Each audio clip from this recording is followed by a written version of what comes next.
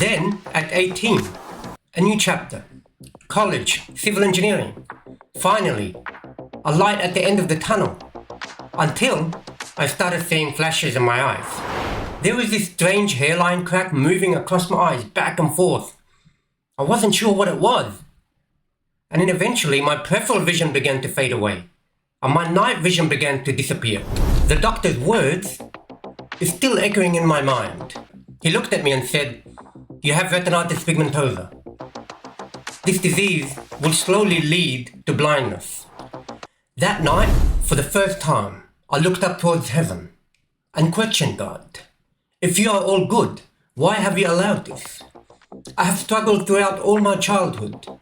I learned how to forgive and pray for those who mocked me, ridiculed me, laughed at me, insulted me. And just when I thought there was a light at the end of the tunnel, you have set my path on a different road to suffering. I don't understand. Why? And in the early years of my diagnosis, I did everything I could to numb my mind from overthinking. I was losing control of myself. I turned to alcohol, emotional eating, and before I even knew it, those coping mechanisms, they turned against me.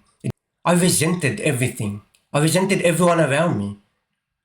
The most I resented was myself. I was not only dealing with the loss of my eyesight and my hearing, because now I have these further addictions that I have made with my own hands, which I thought once would be a coping mechanism. And sadly, everything turned up against me.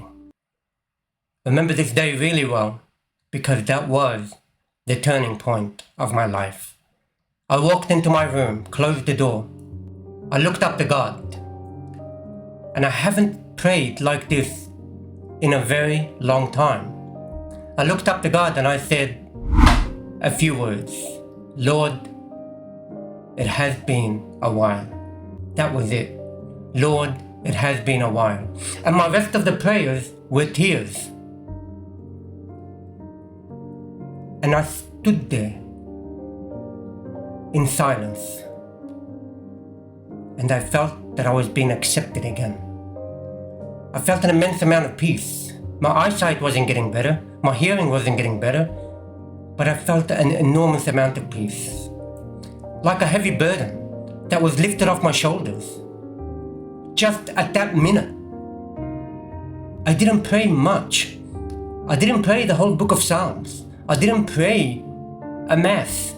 I just prayed a few words, expressing how long it's been to stand up and to pray again.